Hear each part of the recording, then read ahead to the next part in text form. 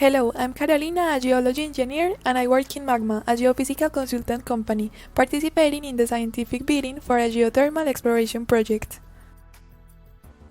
Energy production from geothermy is performed by drilling water or steam wells and produced with turbines that transform this thermal energy into mechanical energy and then electric current. Our project is in Iceland. Iceland is a pioneer in the use of geothermal energy. Near the Hengil volcano, located about 30 kilometers northeast of Reykjavik, a high-temperature geothermal system has been exploited for many years into plants, Helisheiði and Nesjaveggir. Now let's have an overview of the geological setting. Thank you, Carolina. I am Joanna, geologist at Magma.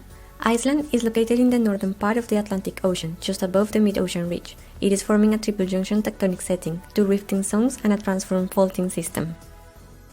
There are northeast-southwest trending fault systems called fissure swarms, through which the magma has found easy ways to reach the surface. The predominant rocks are quaternary and post-glacial age volcanic pillar lavas and hyaloclastites. The thermal gradient is not linear. It is affected by hydrothermal circulation, and it depends on the closeness to the underground heat sources spread over the area. Now, let's have a look at the geophysical methods acquired previously in the area. Thank you, Joanna. I'm Giuseppe, geophysicist at Magma. In order to understand the geothermal system and reduce the risk of drilling non-productive wells, geophysical methods have been applied.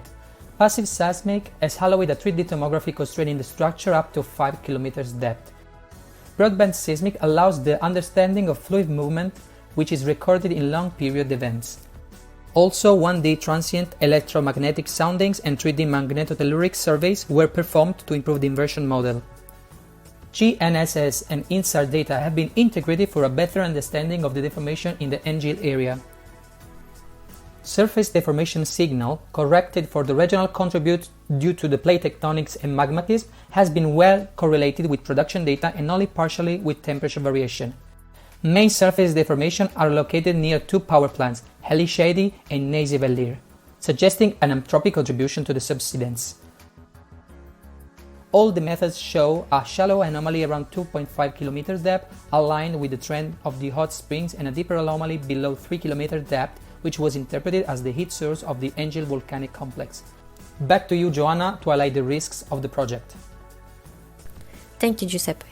The risk can be of two types. On one hand, we have the project risk, such as high drilling cost, the challenge of finding a good permeability area, the safety of an area with intense volcanism and seismicity. And on the other hand, we have environmental related risks, such as surface deformation due to subsidence and induced seismicity due to reinjection of recycled water. Now, Carolina can close with the recommendations for this project. Gravity and aeromagnetic data to better delineate the structural features of the area, very important for a new successful exploration drilling. The integrated interpretation of gravity and resistivity anomalies could better constrain the delineation of the deep intrusions acting as a regional heat source. Higher resolution passive seismic, increasing the network of stations and performing the waveform tomography rather than the travel time one. It will provide additional information containing the amplitudes and phases of the waves, useful for a more precise location of the heat source and the depth to encounter the supercritical fluids. They are a huge opportunity to increase the production because of the higher heat capacity. Performing rock physics experiments will be essential to understand the relationship between the physics of the rocks and fluids at these particular conditions.